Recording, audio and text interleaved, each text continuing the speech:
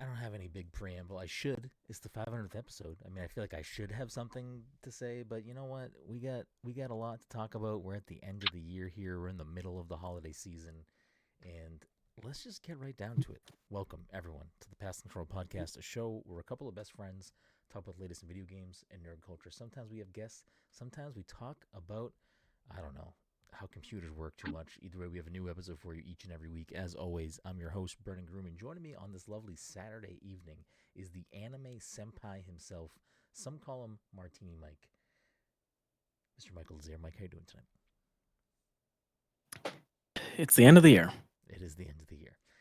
Also joining us, of course, is the Fortnite father himself, Mr. Todd Gary.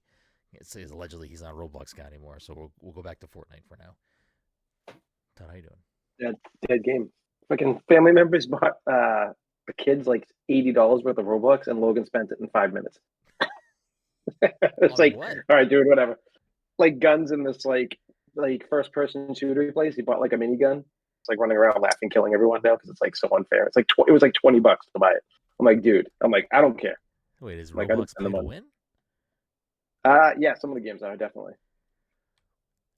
Is it all user Insanely generated high stuff, or is price. that like I Roblox think makes stuff? so.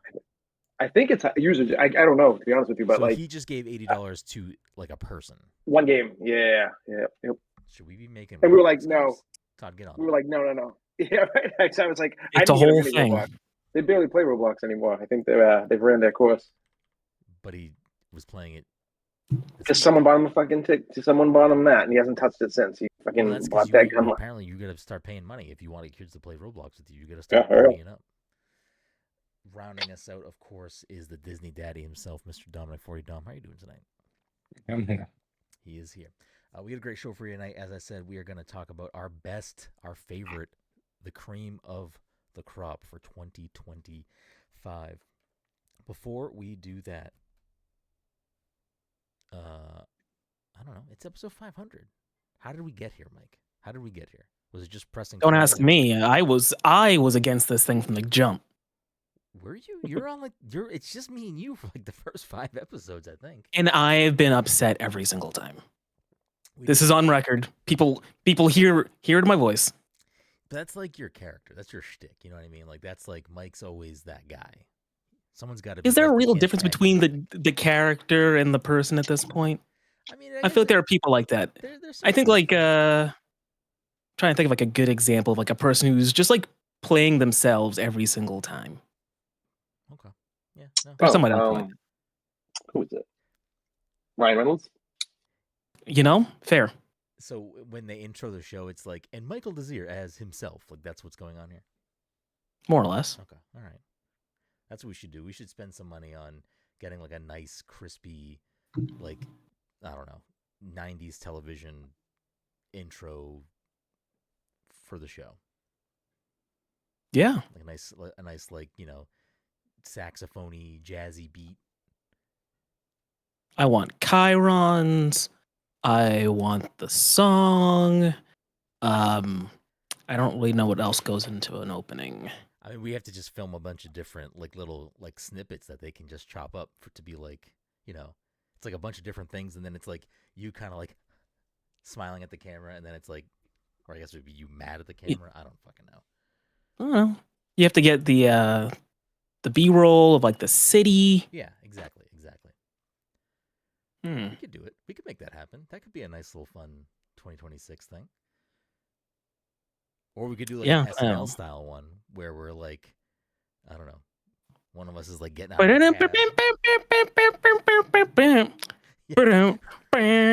We'll do it with the Mario Kart 8 song. Oh yeah, that's a good song.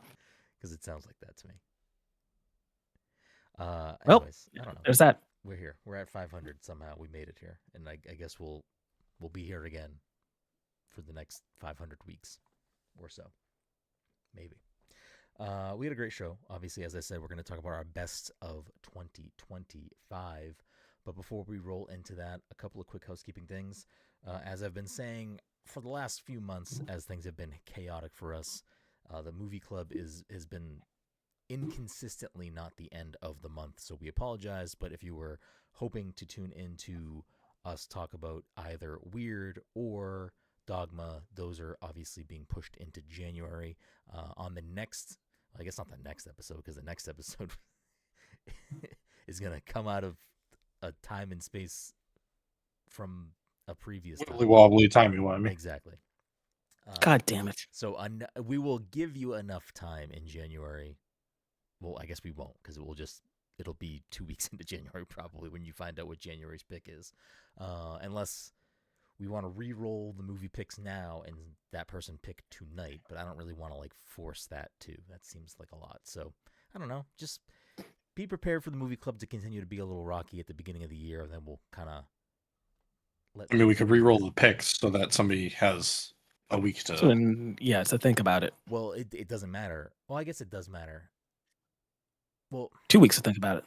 Yeah, it's gonna be technically 2. That other episode might just get dropped. It might just get like put into the universe, and then we'll just move along with our lives and record the next week. So next week we'll just do regular, and we'll have it there. And that other episode will just drop midweek or something, and just have a little bonus floating out there. We're behind in a few episodes anyway because of other things that popped up throughout the year, so it's not a big deal. I mean, we can re-roll the picks right now if that's what we want to roll into the episode. This is already going to probably be a beefy episode, so if you want to add that into the mix, I can do it right now. Do what you got to do.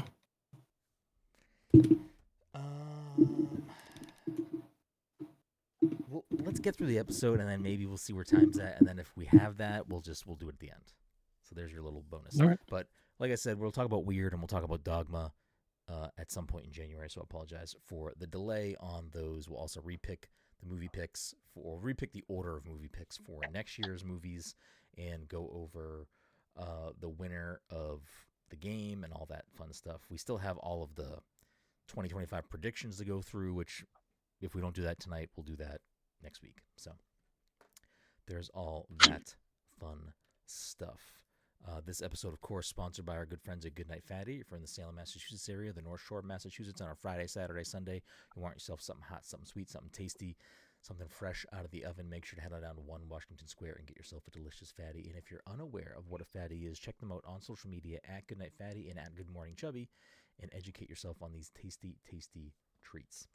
I don't know. We could bullshit for a little bit, or we can just jump right into it. We have a few different categories.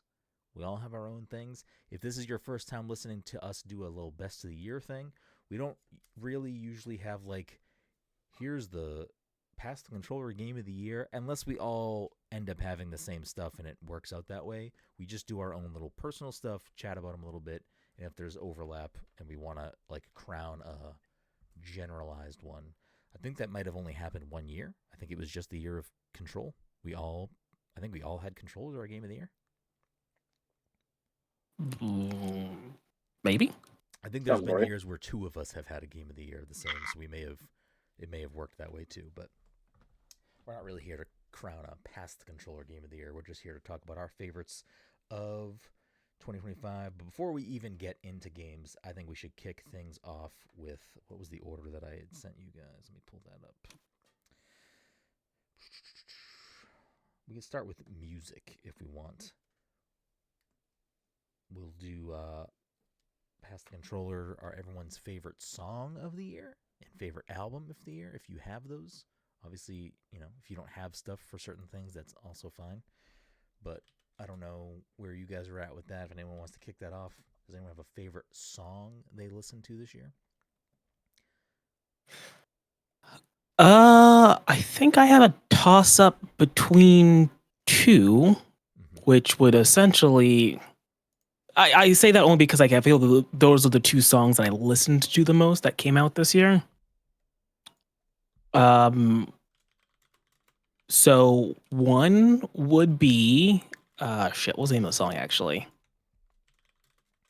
I think it was Nobody's Son. I think I really liked that song. It was off of Sabrina Carpenter's new album.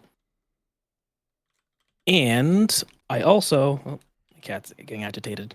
He doesn't care for Sabrina. The other song I really liked was POV, which was off of Clips' new album. Fucking banger song. That Tyler verse is so good. Yeah, it is. Okay. What about you, Todd? Favorite song of the year? I don't think I have a favorite song of the year. I mean, it'd probably be like a K-pop Demon Hunter song because I was forced to listen to that album, which is good, for like 6 months straight. So maybe Golden. I don't know. I felt like I listened to a lot of old music this year, and I don't feel like there was a lot of albums that came out this year that I really gave a shit about. That's crazy talk, but that's fine. Yeah, that's fine. So we'll toss you down as golden. Not that it matters. Not that we're keeping track or anything. What about you, Don? Right. I also didn't listen to a lot of music this year, so the only real new music that I listened to was K-pop Demon Hunters. But Let's it's not a fucking bad go. thing because the K-pop No, it's Demon good. music No, is it's so great. It's fucking awesome. good. So No, good. it's good. Are you gonna also toss golden as yours, or Sure. let me know if that fixed my mic because it looks very loud to me and everyone else is quieter on my end. So let me know if that just fixed it. Jade in the chat said my mic sounded quiet. For me, I think it would probably, for music that came out this year, is gonna go to also Clips, and it's probably So Be It because So be it. So be it. that song just is. You cried in front of me. Oh man, that's that song right there. I do love that whole album. I mean, I'll just skip ahead to me. The Clips album is also my album of the year. Like, not even close. There were a few other projects that came out this year that I enjoyed. Let me pull up my phone list. Let me see. I like the K-pop. I like the K-pop Demon Hunter soundtrack. I have been trying to for this year, especially since he got announced as the Super Bowl headliner. I've been listening to more Bad Bunny because I never really listened to Bad Bunny music. And his album that came out this year, DTMF, I think it's called. Hold on.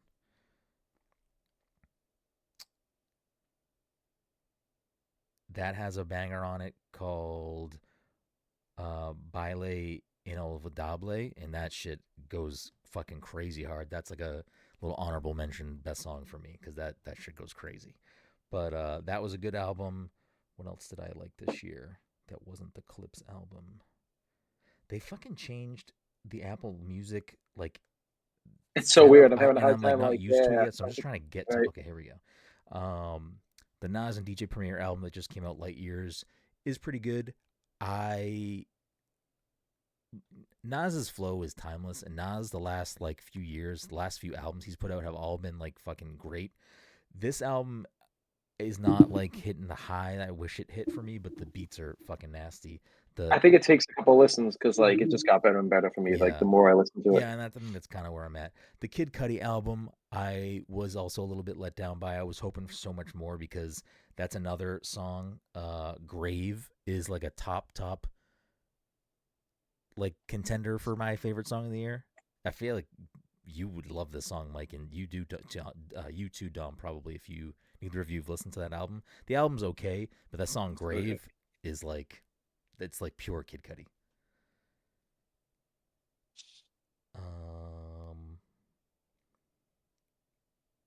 You're a Tyler guy, Mike. Don't Tap the Glass. No, nothing there for you.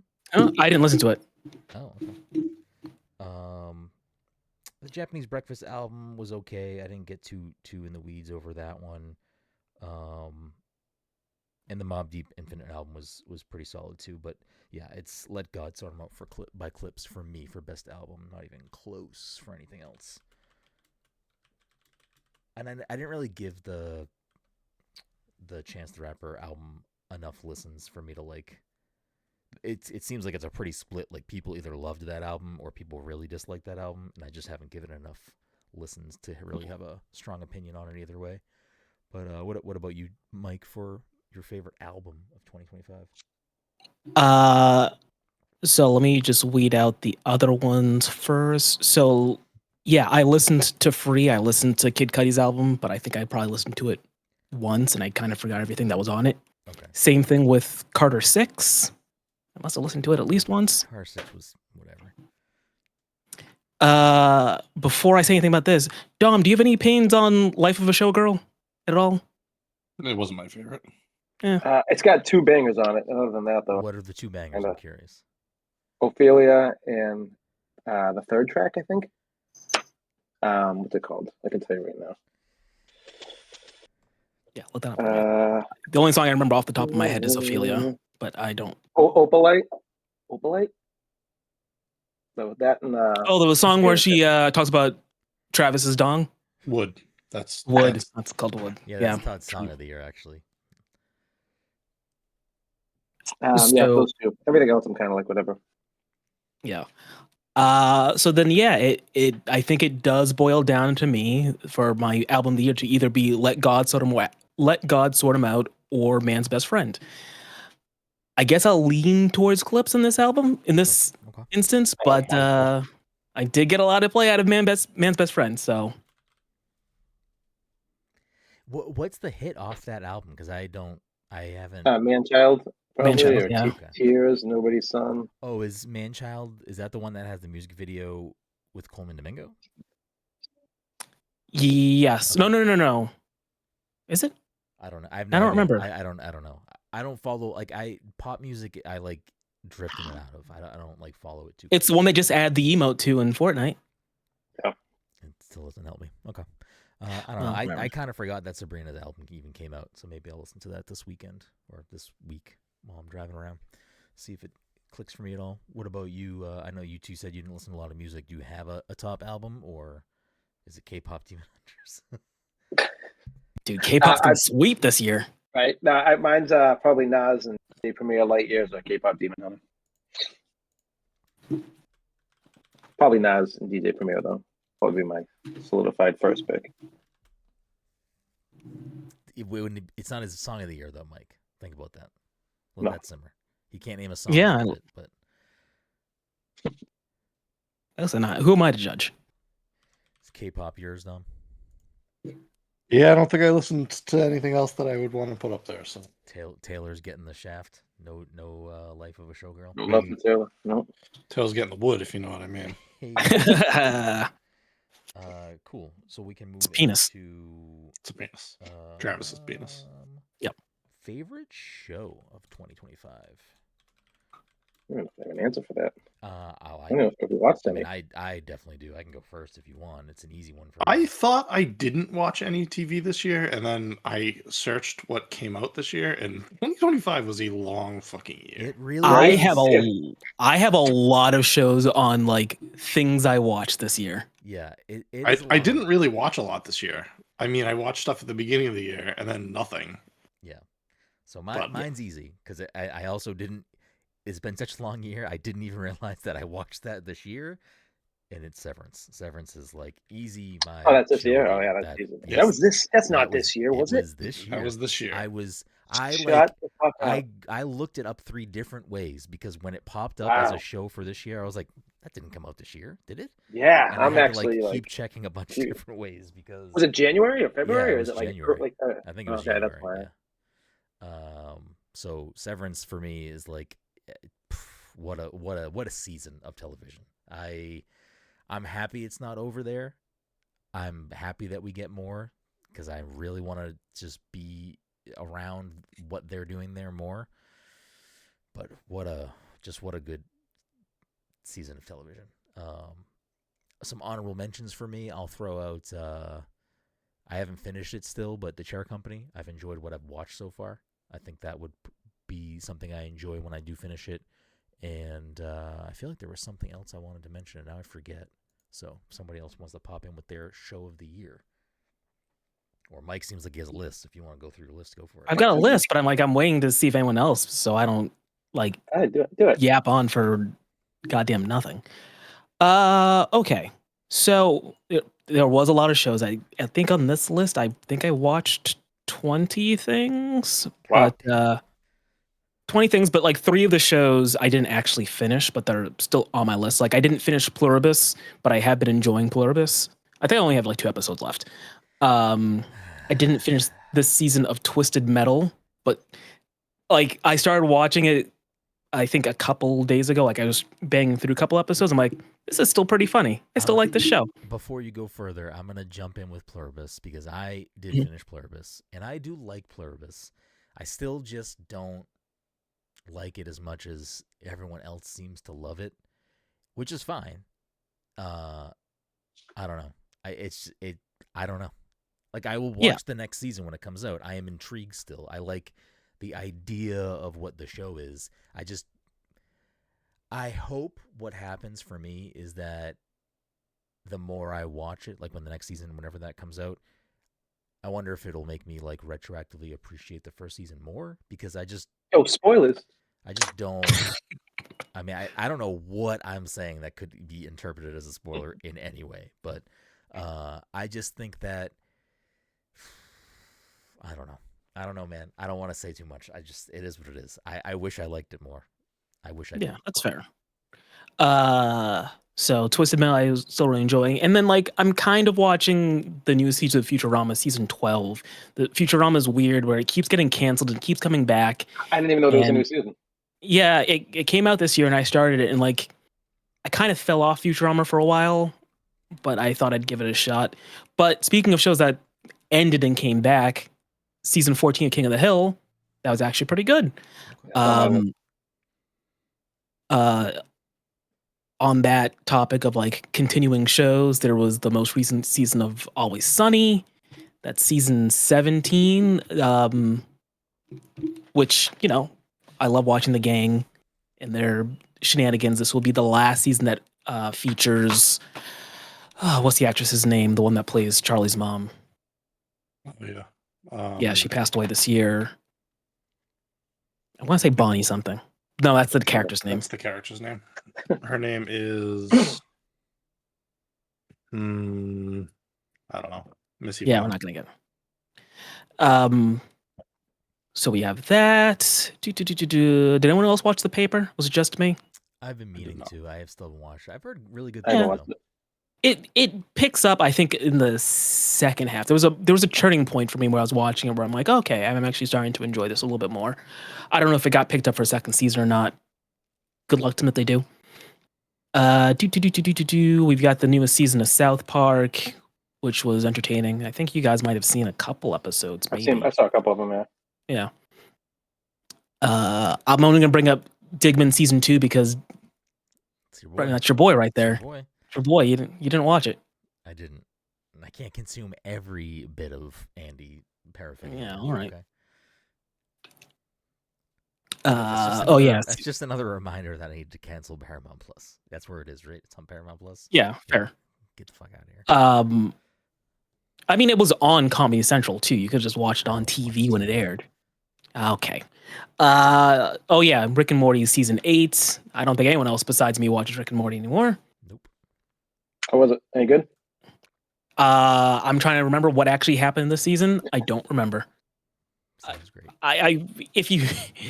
If I saw the episode list, I'm like, oh yeah, that's right. It was this one. I think I can remember a couple of the episodes, but the thing is that at this point, the last few seasons are kind of merging for me in a way where I'm like, before we used to talk about it, I could kind of keep track, but now it's just me sitting there watching it.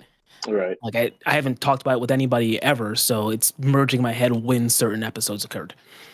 There was also Common Side Effects, which was a really cool animated show that was on Adult Swim as well. Yeah, I'm gonna praise it. I don't think any of you guys have watched it, but if you get the chance, go ahead. Let me just bang out a couple more things. I just want to mention Foundation Season 3, Mythic Quest Season 4.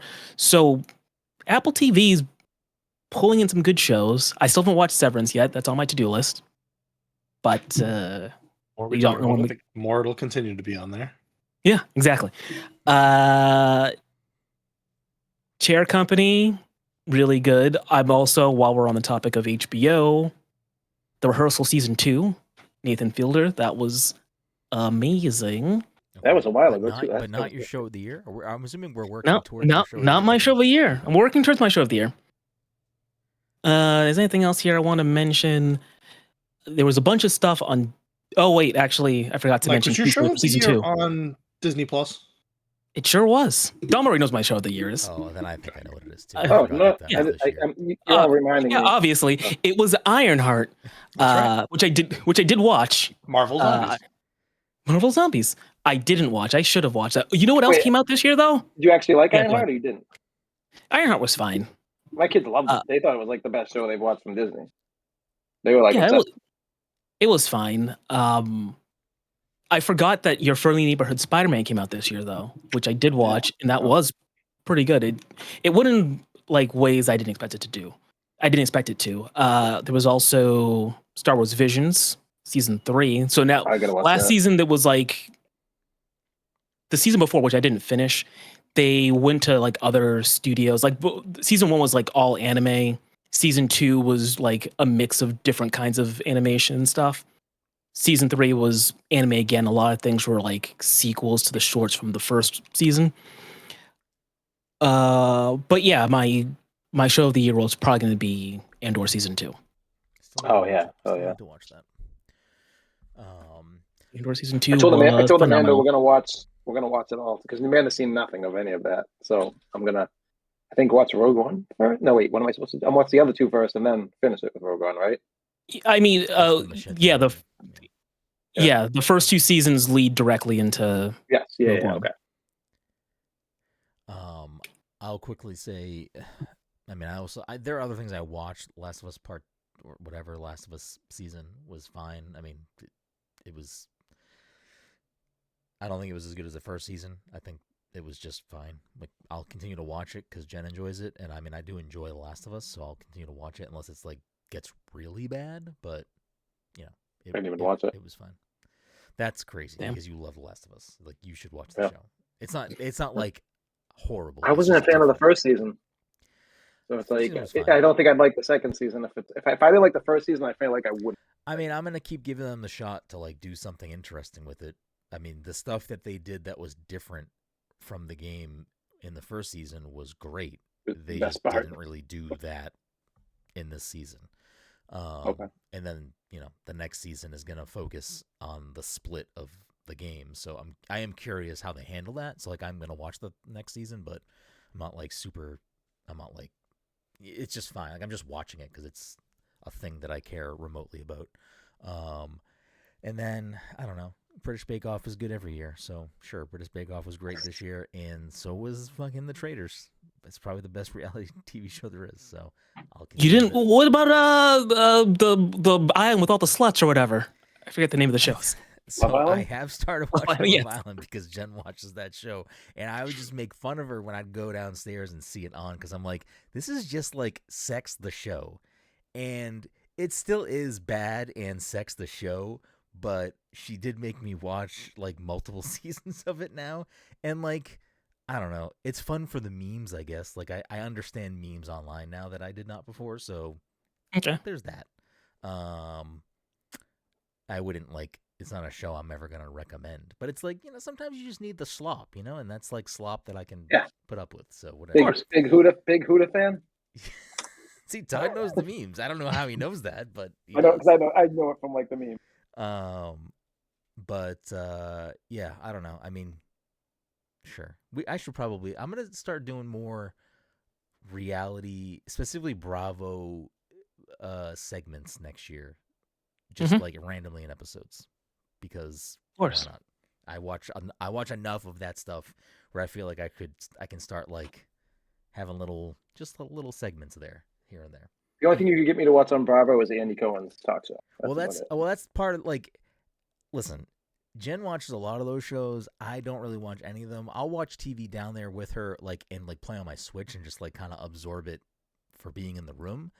But the best part of those nights is when it goes to Watch What Happens Live because I really like Andy Cohen. Okay. I think Andy Cohen's hilarious. I'm a huge fan. He's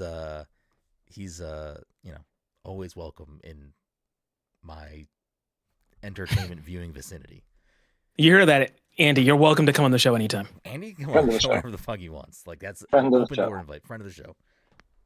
Friend of the show. Mike, if you're coming here on New Year's Eve, you're gonna get. I was gonna ask you, like, what Anderson is? That's like. It's the best. That's the only thing we watch. New Year's Eve is we order Chinese food, we drink, and we watch Anderson and Andy get drunk on fucking CNN, and it's the best. And there was one year they didn't let him do it. Yeah, there was one year they didn't let him drink, and so now bad, it's I like know.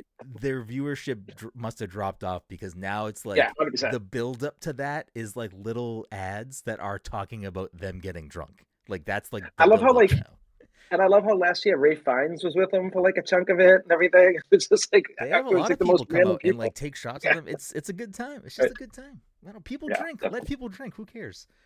Right. They're not like telling you at home go get drunk. Like they're just they're drinking. It's New Year's. Who the fuck cares? They're just kind of hoping that you do. All right. So Andor for Mike. Anything else? Well, actually, I was going to ask you, like, so what are your thoughts on Stranger Things? Isn't that this year? I was going to talk about that. It's so new and it's not over. So like the finale is in a week, 5 days or whatever. So, I will say I think I'm hotter on the season than the internet seems to be. I'm still trying to stay. I don't really want to read theories. Like I'm not really I don't care about that interested in any of that. So I've been kind of staying away from really anyone talking about it. But I feel like most of what I've seen is either just memes or negative thoughts. Right. So I'm assuming it seems like people have negative feelings about it.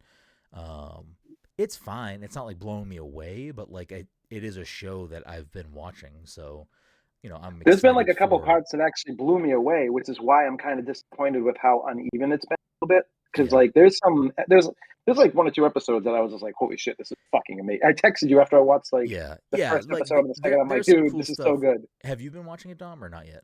I haven't watched any of the like last couple dumps. Okay. Like I haven't watched any of the Thanksgiving dump or the Christmas. Okay. But what I did read was that the most recent episode that dropped is the worst rated episode. I wasn't a huge fan of it. And it's like the last episode leading into the finale, so I feel like it should have been a little bit more. But I have a feeling there's probably, I don't know. I feel like there's probably unwarranted and unfair criticism for the episode based on something 100%. that happens in the episode. Yes. Yeah. I will say that specific stuff, Jen and I both liked that scene. I know Todd has some issues specifically with certain things, but it wasn't even that scene. I feel like there's a lot of scene exposition dumps rather than like feeling natural. I think that's, without like giving away too much about what goes on, and it has nothing to do with that specific scene that I was just mentioning, but it does feel like, because throughout this last season, how it's split up, it does seem like a lot of the characters are split up doing separate things, and then when they get back together, there seems to be like maybe an abundance sometimes of re-explaining what they're about to go do, like just dumping the plot back out for you. And I don't know if that's like they just don't expect the audience to fucking withhold the information that they've been watching. Granted, it every episode is like between an hour and like 2 hours, so like it's not like it's not a lot of TV to watch, but I don't know, man. I already know all this stuff. You just showed it to me last episode. Like, I don't need you to explain it again. So I think my biggest thing with so the first chunk of episodes, the Thanksgiving episodes, I was like, oh shit, I'm fucking back. Like, let's get this show over with. I'm ready to see the end of it. And I liked a lot of what happened here, but I do think it was this kind of like the fact that it went like, I think 4 episodes, 3 episodes, and then New Year's Eve is going to be 1 episode. When the last of these Christmas episodes aired, I'm like, or I finished the last of the Christmas episodes, I was like, okay, like, I don't know. I kind of wish you didn't leave the last episode for a week. Like this, it is stupid. The penultimate episode doesn't do too much, and it doesn't leave you. I don't think it leaves it in like an interesting cliffhanger. Like I was hoping for either leave them in like a state of peril, like leave them in like a bad position, leave them in a, like, it seemed like nothing. It was just like in the middle. There was not like, I feel like it might be like an editing issue. It was just like, here's how the episode ends. Watch the next one. It's just like, okay, cool, I guess. I feel like there's some editing issues I have with it, but I think that what they explain in episode 6 at the very beginning, it's like a huge explanation of something, which obviously I'm not going to get into. Yeah. I feel like that would have been better suited for the seventh episode and like kind of like, you know what I'm saying? Because like I feel like where it left it at the seventh episode, I was kind of like, okay, here we go. You know, yeah. It's just there's so much of the last episode that was like, yeah, we're going into the final thing here. Like, I don't know. It's almost like I don't even need this episode. Just go to the final thing. Like I don't. You know what the problem I have too is that I think that this show added way too many side characters, and those characters are kind of still. There's just too many. They're focusing on too many people that shouldn't be focused on this season. Like without going into spoiler I territory, disagree, but I understand what you're saying.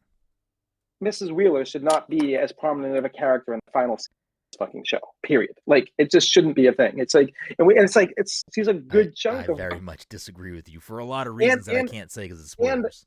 And another character that's kind of was earlier in the first seasons is like 90% of what these last 3 episodes or this whole season's been kind of, which is kind of like introducing a whole new character, kind of, even though they've already been there, but like making them a focal point of the last season is kind of. I don't know who you're strange talking to me. about now. What's the sister? Yeah. Oh, Mike's sister? Yeah. Oh, Holly. Yeah. No, yeah. Okay, so yeah, Holly's a big part of this, and that's huge. That is why the mom is a big part of it. I'm not mad about either of those characters. I think the actress that plays Holly might be the best kid actress on the show. Actually, like she really is. Yeah, the acting this season for me personally, the acting is very rough. To be fair, there's no more kid actors on the show besides. Yeah, right. That's also true. I think that's part of the problem why the acting's not good because, like, for me.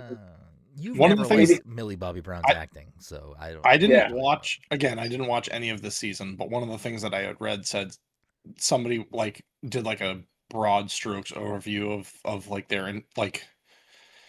they essentially said like it feels like the show was rewritten after it was already filmed, so they like edited it like odd. And like almost did like a rewrite in the editing room to like make it work better, so it doesn't feel organic, I guess. Yes, that's 100%. But my biggest thing is like I hate saying this. I really like Finn Wolfhard. That dude is like the same tone no matter what's happening in that show. I feel like he's such a horrible actor, and I like that guy a lot. And like, but in this show, it's just like anytime something big happens, he's just like the same.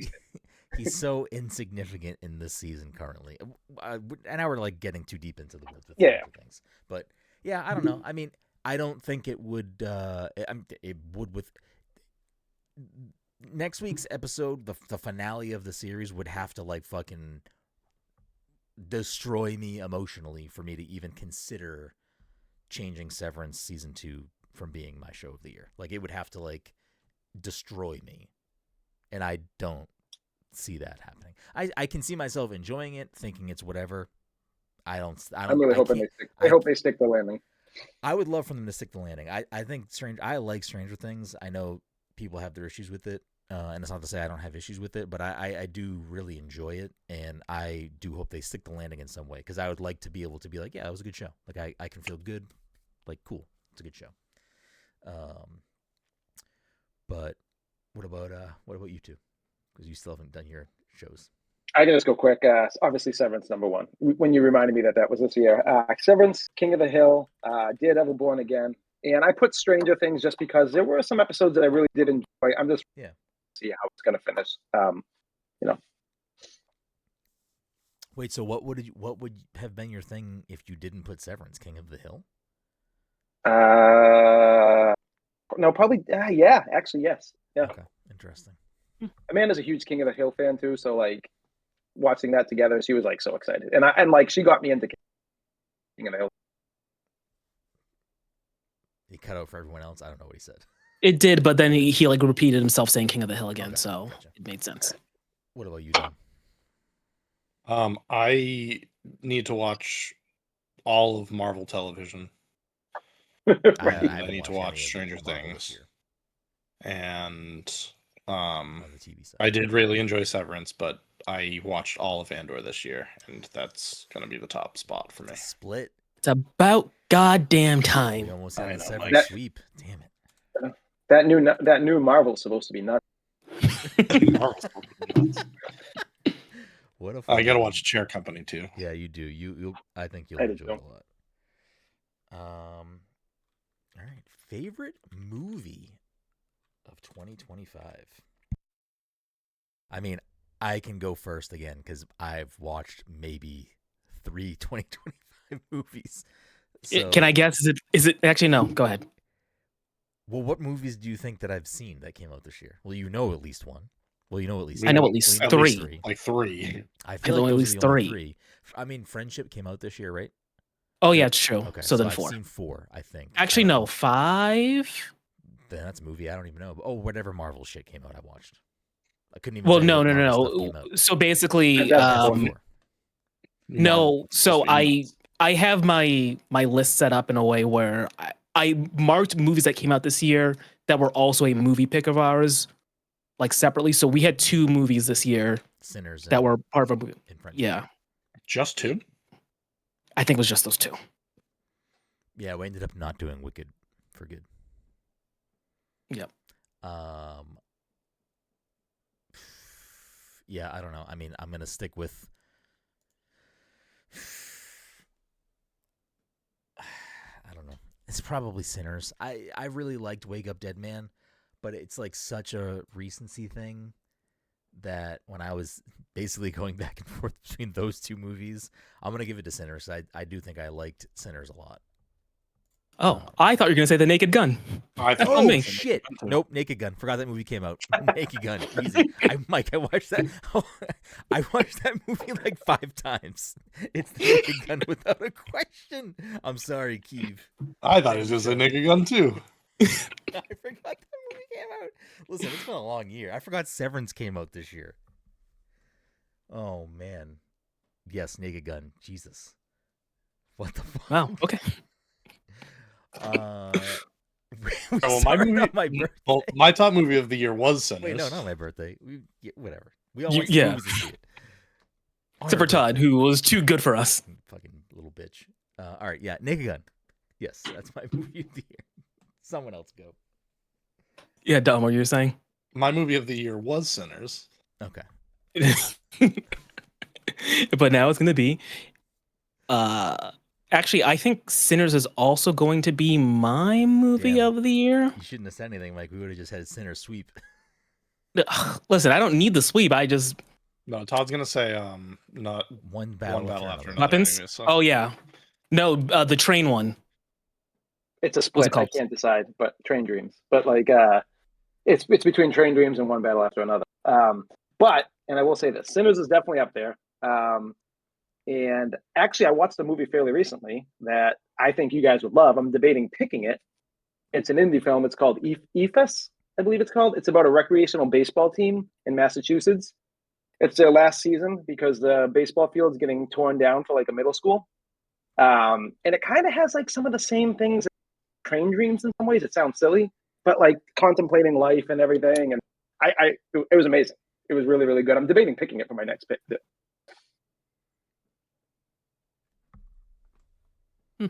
Okay. Wait, so what did you actually go with? Sorry. It's a split between Train Dreams and One Battle. I can make me pick between those 2. I have to say both. Okay. I mean, I would also another honorable mention would be the Thunderbolts. I really enjoyed that. That was a good movie too. Thunderbolts was fun. Yeah, I don't know. Naked Gun for me is like without a question. I went to the movies I think 3 times, and then I watched it I think 2 more times at home. So yeah, like Naked Gun, easy. Don't know why I couldn't think of it tonight, but yes, without a question. Naked I don't know. I forgot about Sinners when someone brought it up, and Sinners was like probably and Weapons too.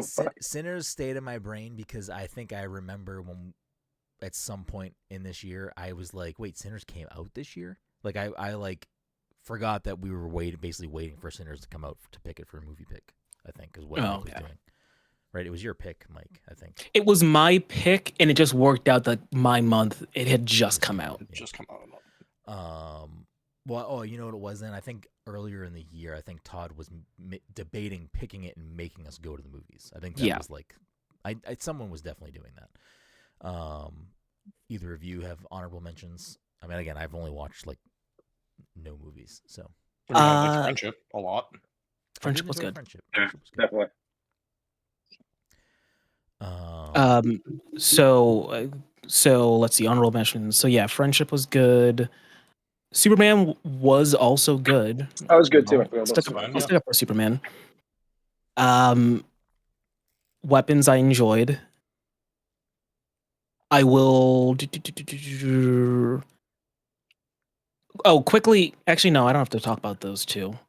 Because I watched Heretic and Nosferatu, and those were, I think, movies that just came out last year, but I probably watched them after we did something like they were streaming late enough in the timeline. Oh, also Saturday Night. I think that was also a late last year thing. But I also want to make a quick call out to War of the Worlds, which was the Amazon movie. Oh, Ice Cube one. If I could do a worst, it would be there. I just want to call it out. I did watch it. It was bad. It was comically bad. It was just like a movie that they clearly filmed during COVID, and they didn't have to put it out. Yeah. Well, it's nice. They tried, like they had to come up with the conceit of the film or the conceit of the structure of the film, which is essentially Ice Cube works for like the NSA or something. And like he spends his time basically stalking his children. Like I guess his children don't really talk to him that much. So like he uses his NSA connections to like remote into like surveillance systems and like watch him from cameras or like check his daughter's smart watch because she's pregnant. He's like, hey, you're stressing yourself out, your heart rate's going up, or like watching the cameras at a Starbucks and saying like, oh, you shouldn't be buying that food. I remote to the camera that's in your fridge and you don't have any good food in there. Like he's doing that the entire film. Aliens invade Earth. It's a whole thing. Do they show the aliens or anything? Or they just yes, the they do. They do because like there are boots on the ground. He's like friends with an agent that goes out in the field and sees it. And, like the aliens they come down to steal our data. Like I guess they just eat our data, and networks. It's wild. But the entire thing takes place on Ice Cube's computer monitor while he's opening up windows and shit. And he's calling people, like a Teams window will pop up with a Teams call, and then do a video call. And then he'll get like a Zoom meeting with him and the president and some other people. Is the resolution of the film the same resolution from War of the Worlds? What was the actual resolution? Water. I think this one's different. Water. No, we gave them a cold. Oh, so yeah, then yeah, sort of, yes. I'm going to spoil this film because no one's going to watch it. It doesn't matter. There's no reason. Do we give him COVID? Close. So what happens is they like determine that because the aliens are like stealing data and they're going after like this massive server that's been collected. Like the NSA is like the secret server that's underneath the building that Ice Cube is in, that they've been storing everyone's data in or something. And the aliens are going to come there. So he has to upload a virus into that data. I knew it. That's what you were going to say. But the system itself is like air gapped, which essentially means like it's not connected to anything. Like there's no internet connection to it. So for him to upload the virus, he has to go in there with a thumb drive, which he does not have. Crucially, the daughter's boyfriend, or like the baby daddy, he works for Amazon, and he could deliver him a USB stick via Amazon drone that he had to order first before he could actually send out the drone. So they send the drone out. Yeah. He uploads the virus, plugs it in. And honestly, it's fantastic. This movie released on Prime Video, correct? Yes, but the crazy thing is that they had nothing to do with that product placement. This movie was created by somebody else. I forget what studio. It might have been Universal. Like someone else made this film, and like they just decided not to put it out. And then Amazon purchased it and was like, "Yeah, let's put it on Prime Video." Yikes! Sounds great. Yeah. Awesome stuff. But anyway, Sinners is my number one, I believe. Yeah, anyways, everybody go see War of the Worlds. I mean, it's on Prime Video. If you got like an hour and a half to kill and you just want to see what like the floor of movie making is, do it. So many other things that I would spend that hour and a half doing. Okay, before we get into the meatier Does anyone else have any other honorable mentions for movies they want to throw out there, or are we moving on from movie? K-pop Demon Hunters a lot. K-pop Demon Hunters was good. I did watch that more than once. It was a good time.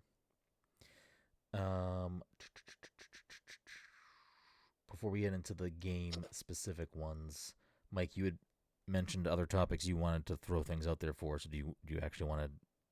Oh, well, so like I said, for books, I really only read 2 books, and one of them actually came out the year before. The one that came out the year before was Hits, Flops, and Other Illusions. It was by, I think the guy's name is Ed Zwick. He's a director. He directed Glory and Amistad and some other things. It was just like an interesting, it's like him basically talking about his film career, like how he got into the industry and like the behind the scenes of like making these films and stuff. I enjoyed that. And I also read Lorne, which is like the book about Lorne Michaels. Talking about that, I don't remember off the top of my head. I forget the woman's name. I think she was. I'm gonna look this up real quick because if I knew Ed It was Zwick's like name an off the author and not somebody on the show. right. Okay. I think it must be. No, let me double check. Book. Oh yeah, Susan Morrison. I believe she is like an actual, like writer or Biographer. some person, but yeah, biographer. So I want to bring that up because it was an interesting read into like his history and how he made SNL. So Saturday Night, the film is definitely it wasn't like accurate, but it heightened real stories to kind of go over the first airing of the show, whereas Lorne, this book goes over like his childhood and how he also got into making this show. So I want to mention that.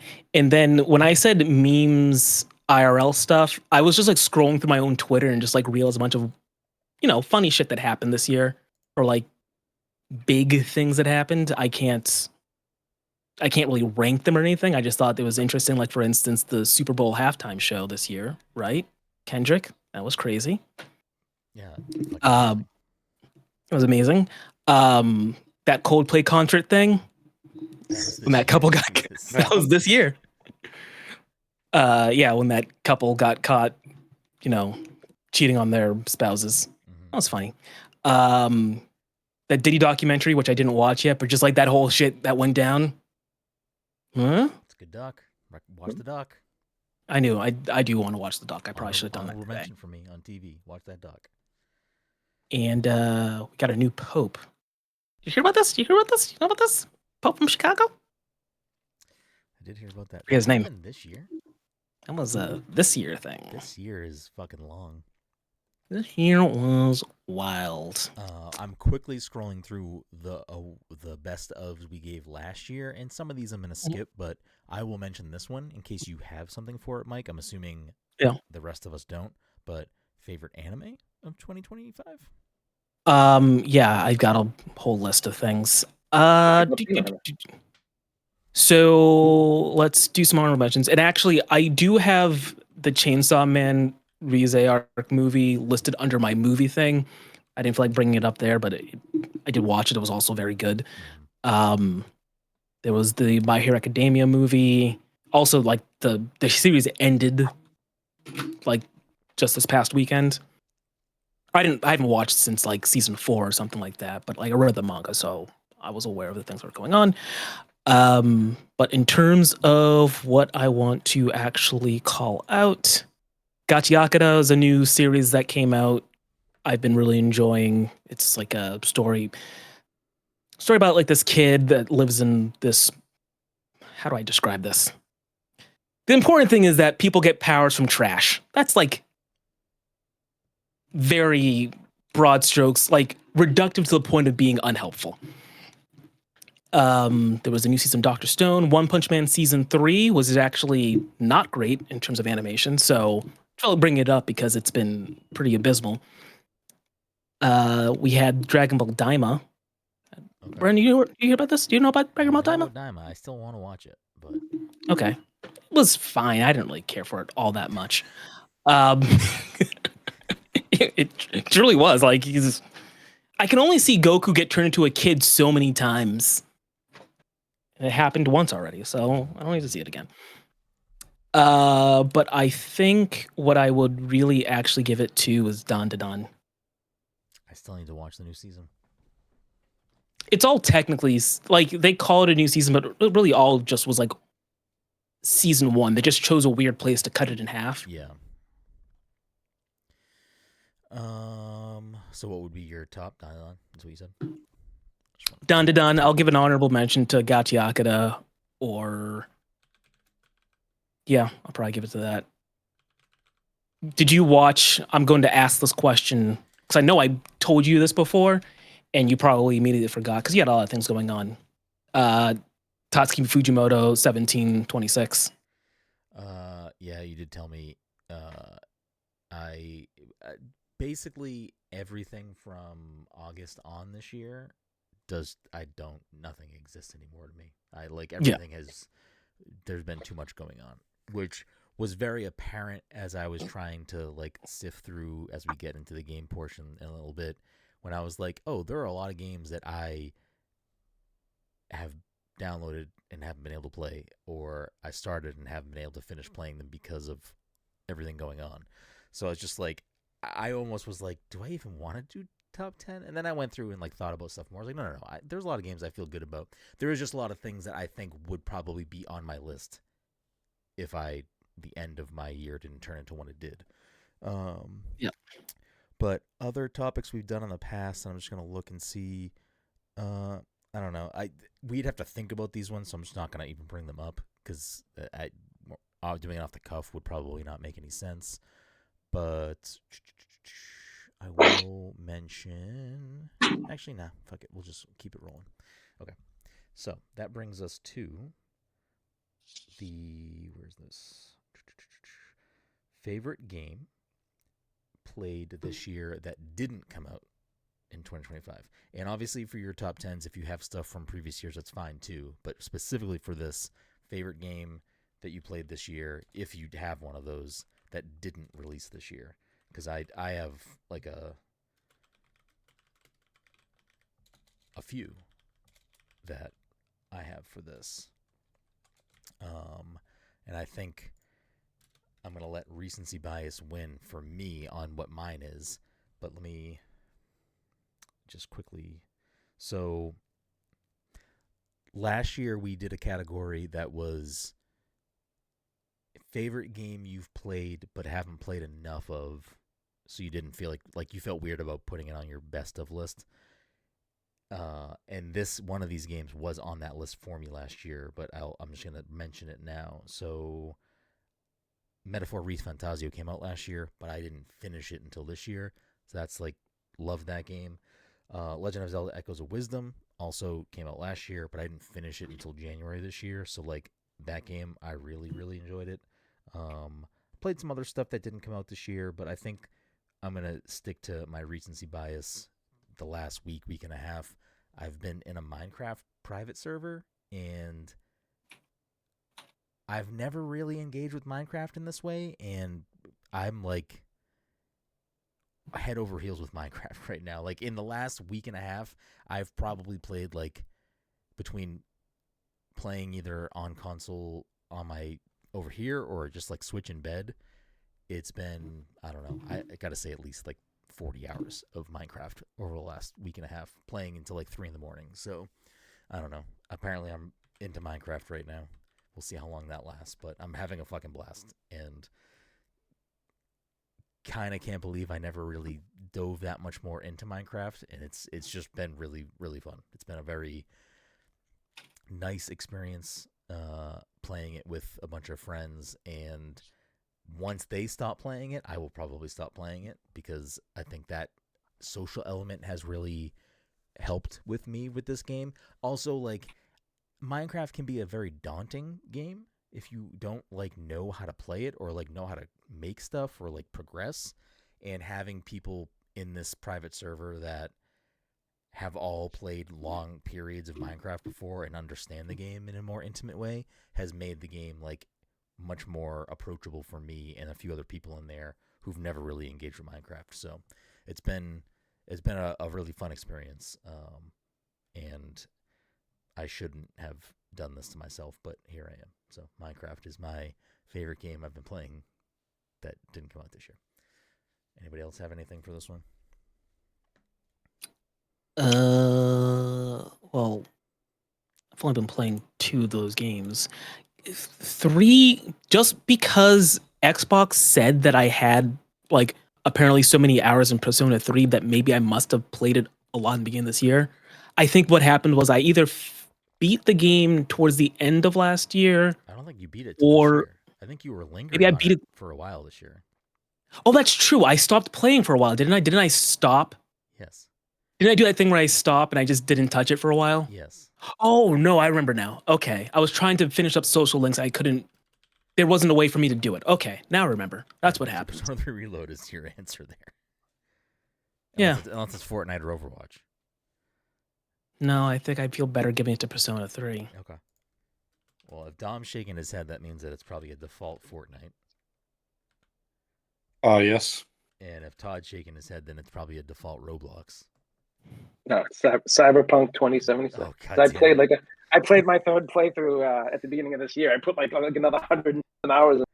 I'll make a note to just copy and paste Cyberpunk for you. For real, because it's become like I need to play it once a year. That's a crazy become my game to play Bioshock. once a year. It's become my Bioshock. I used to play Bioshock like once a year, but I haven't played Bioshock in like 2 years. I got to keep that copy of Cyberpunk, so I will be playing it at some point. I'm mad that I didn't buy it. I thought about it, and then $17 for my Switch copy. Was it an error? Yeah, there was an error. Yeah. It was an error. It went up to $30 the next day. I priced it like 75% off instead of 40% off or something. Okay, so then that'll just bring us to the final category, which is Best of 2025 Games. So I have a list. If everyone didn't have a list and they just have the one or one in honorable mentions, like whatever you guys want to do, we don't have to do the whole list right now. Let's just give it to Expedition 33. Boom. That's right. Well, I guess you can fucking go first, Mike. Where you at here with your list? I believe I didn't play. Yeah, a game I didn't play. I think I only played 10 games that came out this year. So like, put them in order. Yeah. So I will kind of weed out. So I listed Date Everything, even though I like barely started that game. Okay. I started it. I was like, all right.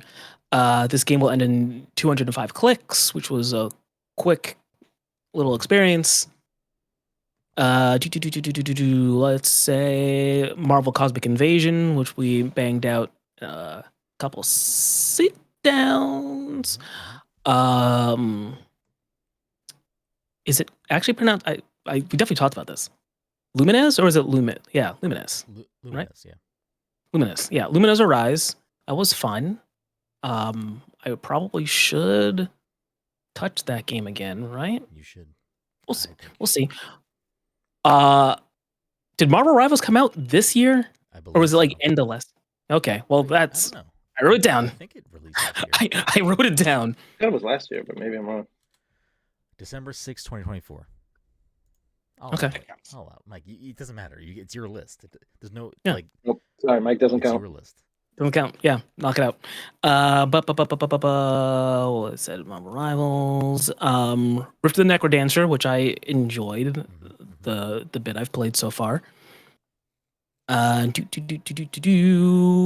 Let's talk about Ball Pit, which it's a brick breaker. It is a brick breaker. It's a brick breaker. I'm going through the New Game Plus right now. I'm almost done with that. Okay. So you're enjoying it. I would say you're enjoying it. Yeah. Desktop Survivor 98, which we talked about. I haven't played it in a while because I think I beat the game. Okay. But I should boot it back up again. Then maybe he added some things. Maybe there's some stuff I didn't touch. I don't know. Mario Kart World, which is a game. I mean, the whole last Switch 2 came out and I think I just played that, and that was it. So whatever. Let's see. Is that? I guess that leaves Blueprint. So we'll just call that one my number one. Okay. Overwatch, number one. Yeah, Overwatch. Fucking 10 years running, baby. Let's go. Are you still like progressing in Blueprints? Like, are you still doing and looking and figuring stuff out, or have you bounced off that point? I'm trying to see what I can figure out without just looking it up. Yeah, okay. So like there's a couple of things, like there's something I finally managed to pull off today, which actually didn't do as much as I thought it would, but there might be like another Part of it. aspect to it. Yeah. But yeah, I still want to see credits. I think there's like something you're supposed to do that will be like the quote unquote true ending, but I don't know which thing that is, or it might be part of several things. I don't know what the true ending is. I believe there's like 4 different times that the credits roll. I think there's like 4 endings to the game. Okay. Well, I truly don't know. Yeah, I truly don't know what. I got the one. There's a bunch of the one. I got the first one. I played up for a little bit after that, and I loved that game, and then had to understand where my mental capacity and time just was, and I was like, I can't do more. Yeah. So there's at least, I'm going to say, 3 things that I know that I know I can do, or like there's something I'm supposed to do there. Mm-hmm. I think I'd like to see what happens if I do those things. I want to see how far I can get without looking it up, but it might come down to like, all right, just at least tell me the answer, and I'll just plop it in and then see what happens. Yeah. Okay. Which is unfortunate that I'm cutting corners like this, but you know, I can't beat this game before it comes off of Game Pass. Let's be real. I'm just not smart enough. What about you, Todd? Where are you at? For honorable mention, I have Skate. I just couldn't fit it into my top 10, but I really did enjoy my time with that. And it's a game I probably would go back to. No order exactly, but I mean, I can just go down the list. Hades 2, obviously, I've talked about that ad nauseum. Silk Song, obviously. Arc Raiders, Battlefield 6, Doom: The Dark Ages. I can't believe I have 2 Nintendo games in my top 10. But Mario Kart World and Donkey Kong Bonanza. And then to finish it out, I had Sword of Sea, Absalom, and Monster Hunter Wilds. You don't have a one? Oh, wait. Like, I'm an idiot. I'm an idiot. No, I'm an idiot. I left out one. Sword of Sea would probably get bumped down to honorable mention. Ghost of Yotei. Honestly, my number one, I don't know. I don't even know how to calculate my number one this year, because like I could totally see myself saying Arc Raiders was the year, just how much time I put into that game and continue to play it. But I don't think it would be my game of the year. Hades 2, I beat once, which is not even close to what you need to do to get through that game. I'm kind of now just waiting for it to come out on Xbox so I can, restart it all over on that. Silk Song, I'm probably diving back into that soon. I don't know. I honestly don't know. Part of me wants to say Ghost of Yotei because I got like so much time in that game and I fucking love it. I absolutely love that game. I don't think I can tell you my game of the year though. I don't. This has like been a very tough year. If I said like Ghost of Yotei and then like I'm like, wait, but what about Silk Song? What about Hades 2? I don't think I can give you a top game. All right. Todd is undecided. Too many good Todd games this year to have a number one. Yeah, for real. Yeah. What it is that you fucking filled up your list with all those stupid Nintendo games. Right. What about you, Dom? I will go in descending order. So at 10 I had Assassin's Creed Shadows. Okay. I didn't play any of the DLC. The DLC looked bad. So I didn't even know did you guys see the Attack on Titan DLC? Oh no. Oh, is that what it is? Bad. Oh, I think I might have seen it. I did like that game though. I liked it. Yeah, I enjoyed the time that I had spent with it. So is this seat taken? Absalom would probably be up higher if I had played more of it. South of Midnight, Mario Kart World, Gigasword, Legends ZA and Bonanza are probably like interchangeable at that point. Okay. Somewhere 3 or 4, and then Silk Song at 2, Expedition 33 at number 1. There it is.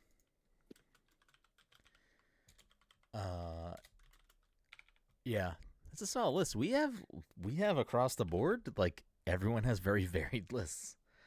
ZA definitely gets a lot more points because the DLC that probably should have just came out with the game to start is like very solid. Yeah. It definitely like strengthens its position on my list. So yeah, that's fair. I'll get to it at some point. I didn't play any of the Bonanza DLC. Yeah, I still want to do Didn't that either. too. So for me, I'll start with the honorable mentions. Sea of Stars: Throes of the Watchmaker. It is technically an expansion, but it did come out this year, and I did really enjoy it, and I still want to always champion Sea of Stars because I feel like not enough people that I know have played that game, and most of the people I know that did play it also loved it. So I want more people to play and love that game because I love Sea of Stars. This one was so close to being on my list. It really just came down to, if I had played more of this, I think it would have been a no question thing. But it was like I just couldn't get friends to hop on. If it was on console, it would be different because we would all be playing it. But it's only on PC right now. But that's Peak. I really, really enjoyed my time with Peak. Rift of the Necrodancer, also fantastic. That one was like scratching at the bottom of my list, and I just couldn't squeeze it on. Final Fantasy Tactics: The Ivalice Chronicles. I don't normally put like remaster, remakes type stuff on my personal lists, and I haven't finished it. But what I've played of this game is phenomenal, so like I just wanted to mention it. Hyrule Warriors: Age of Imprisonment. I still haven't finished it, but I am loving what I've played with it, so I just want to mention it because it's something that I'm really enjoying my time with. And then finally, this one I started the other day, and I'm kind of mad that I am just now starting it because unless this game drops the ball somehow, this absolutely would have somehow found its way onto my list. And this is Shinobi Art of Vengeance. Like, absolutely loving this game so far. So I'm definitely looking forward to playing more of that in January. My top 10 starting from 10. At number 10, Demon School. I have issues with it. It's not perfect, but I really loved the art style. I loved the combat. It's something that I really enjoyed my time with, and I played it for a long time. So like, it's not a short game. It held its way through for me, and stuck the landing with keeping the combat and gaming the combat engaging throughout. So I enjoyed that. At number 9, which I kept it low because I haven't finished it, but I do think that when I do finish it, it would probably have ended up higher on my list. But Metroid Prime 4 Beyond, I'm probably just past around the halfway point of the game, and I can understand some of the negative criticism and understand why people wouldn't like the game. It just happens to be hitting real good for me, and I'm enjoying myself with this game a lot. Number 8, also a game that I haven't finished, but I've put a lot of time into because I'm just kind of taking my time with it, and it has not got bored with me at all. And that's Fantasy Life I, The Girl Who Steals Time.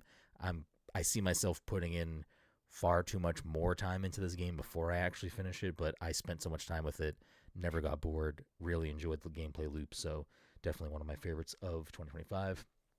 Number 7, I also don't share a lot of the same like harsh criticisms that seem a lot of people do, but Mario Kart World, I loved it. I had a great time with it. I think it's the best like technically a Mario Kart game like Controls has been. Like I think it is better in that regard than previous entries. It's a blast to play online with friends. Like I've had so many great like fucking giant lobbies of people just like duking it out, and it's been such a great time for me. So definitely one of my favorite experiences of the year. At number 6, Pokemon Legends ZA.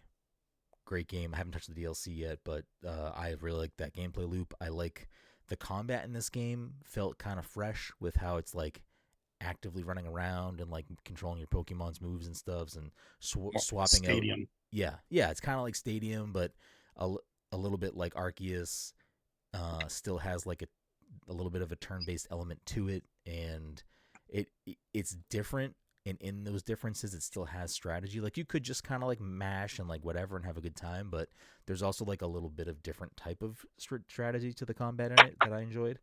At number 5 was Blueprints. Fantastic game. We've talked about it so much this year. I don't need to talk about it more. At number 4, and Roger. Definitely not a game for everyone. Definitely a game that fucked me up. Short game. I want to say it's like an hour or two. Like I don't think it's that long. Maybe 3 hours. I don't even think it's that long. Couple hours. Yeah, a couple hours. You can finish it in one sitting. I feel like it's really not.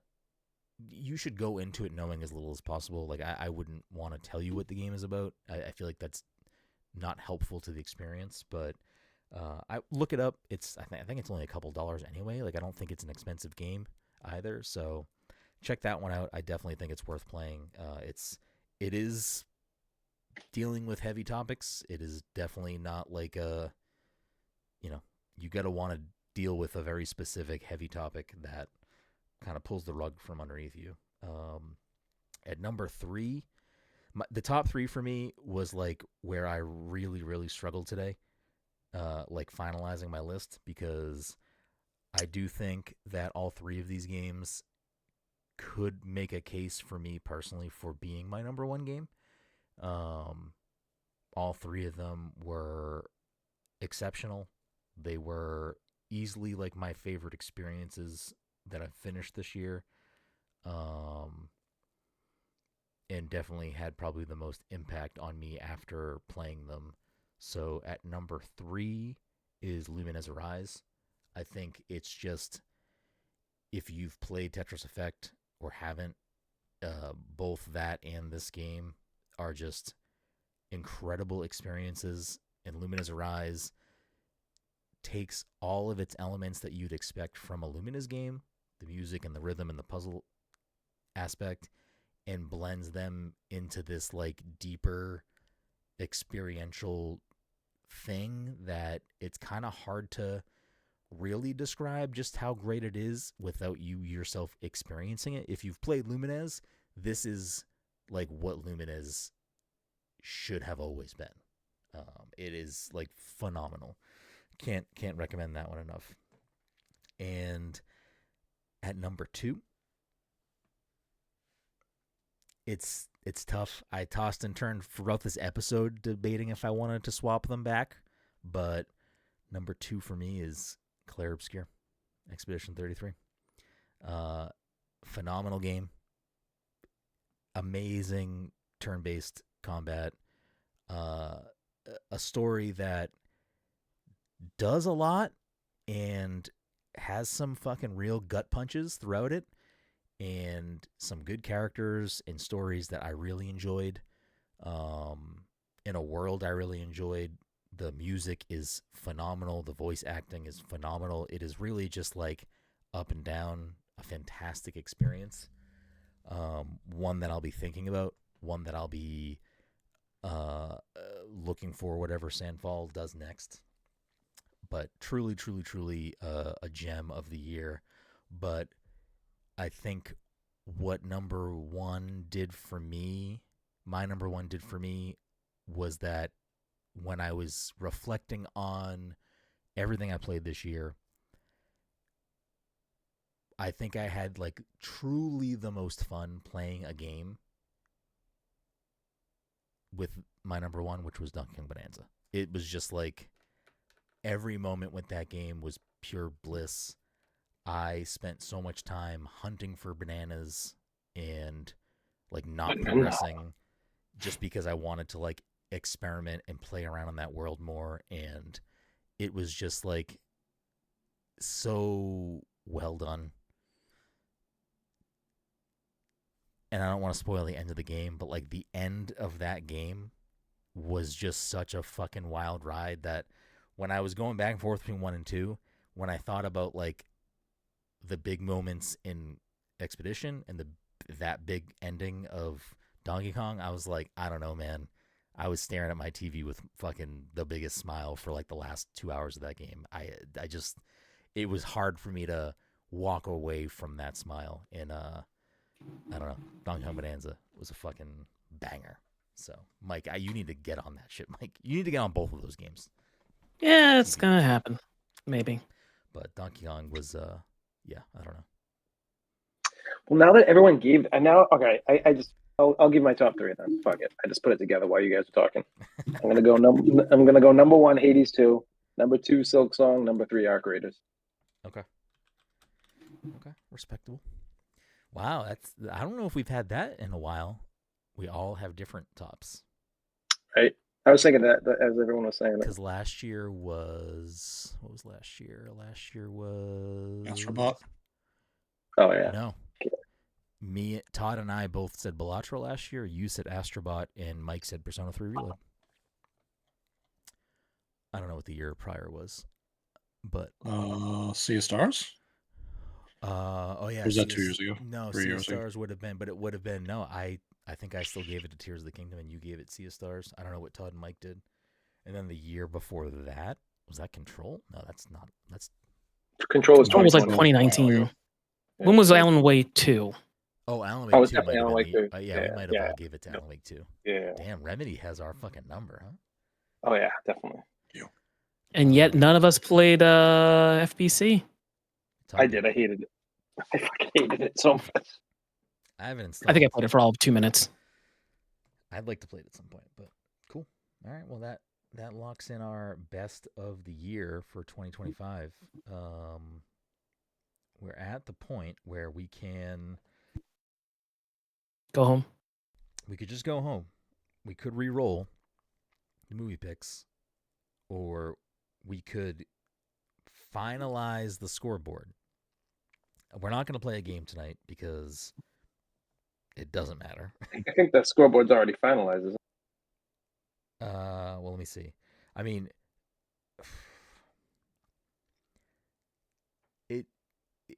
it's close, but it doesn't matter. So let's see. Mike is in third with 49. Dom is in first with 79, and Todd is in second with 71. So we played a game tonight. I guess actually, no, we do, because. What about the other points? If you factor in the, I didn't factor in the predictions yet. So let's go over the predictions real quick and see if that tightens it. And if it tightens it, then we do have to play the game. So every year we do predictions at the beginning of the year, which we will do in January for 2026.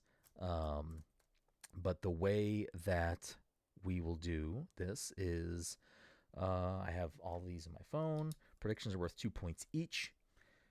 Let's see. So we did who we thought the Super Bowl halftime show was going to be for 2026.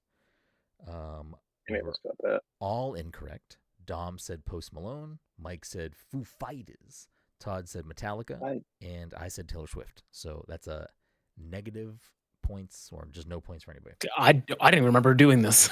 I don't either. So then we had our. I remember saying Bad Bunny. I don't know about you guys. We had our. Each of us had to pick 3 game predictions, just general video game industry predictions. Each of these were worth 2 points. And apparently, I wrote next to this, the winner of the predictions separately picks a game that we have to all play in 2026. So that must have been how we decided that. Because I think we've brought that up the last few years for like the regular scoreboard. So I think we just put it into predictions. So Mike guessed, or it's predicted, Kingdom Hearts 4 trailer only, not a teaser, has to show us something. That's a no. Switch to launch, Luigi must come out within 6 months. That is also a no. Unless Luigi what? No, because it came out in June, right? Switch came out in June? Yeah, June. Yeah. So that's a no for Mike. And then Mike's third one was Steam library playable on Xbox. As far as I know, that is not a thing you can do still, right? It still doesn't happen, although on the Xbox app on your computer, it does pull in my Steam library. Interesting. You're so close. So close. Todd, GTA 5 will not release in 2025. That is 2 points. I don't know why we let Todd do that. but Mm. that is 2 points for Todd. I gotta put some. And you just got we got the trailer, and then fucking nothing. Todd also said Half-Life 3 announcement / in Oh. development. There's so many rumors rolling around with that. That's a no. And an Xbox first-party game launches on Switch 2 within the first 2 months. No Call of Duty, no Minecraft, no Doom, no Indiana Jones. I don't think that happened. I don't know, actually.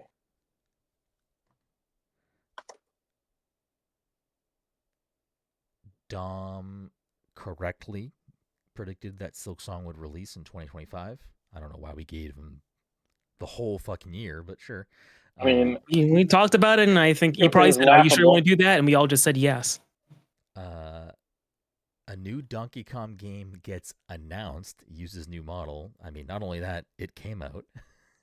And then Mario RPG successor announcement. That's no. But that's 4 points for Dom and 2 for Todd. So I think that still is going to put us out. Yeah, We don't need to play the game.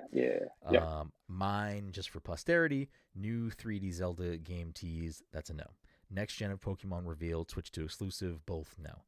Dragon Quest 12 gets trailer and release month. Also a no. And then we also tried to predict Switch launch week game. Dom and myself said Metroid Prime 4. That's a no.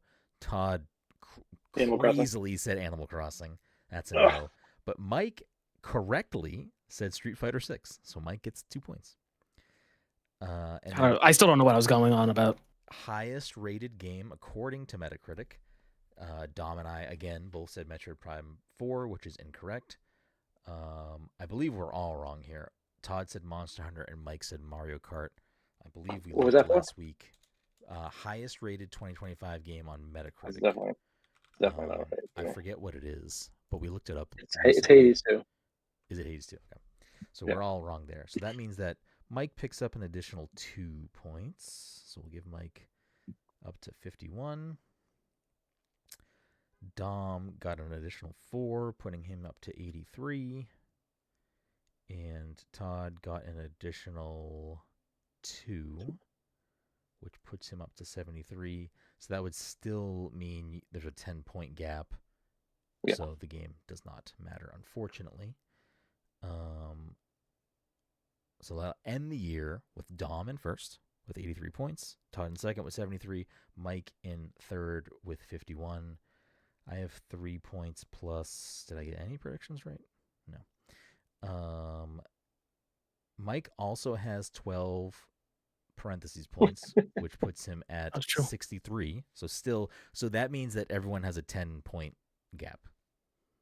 That's funny. It goes 83, 73, 63. So going by this prediction thing, Mike and Todd both picked up 1 prediction, and Dom picked up 2. So Dom gets to decide a game that all 4 of us have to play in 2026. Shit. Oh, you guys are fucked. So what I think we should do with this is, unless it's something that's not long, let's put I don't know. Let's try to finish it in a reasonable amount of time. By the end of the year. I would say depends on what it is. I don't know. We could probably get it by mid-year, I would imagine. All right. Can I search how long to beat by longest to beat? What is the longest game?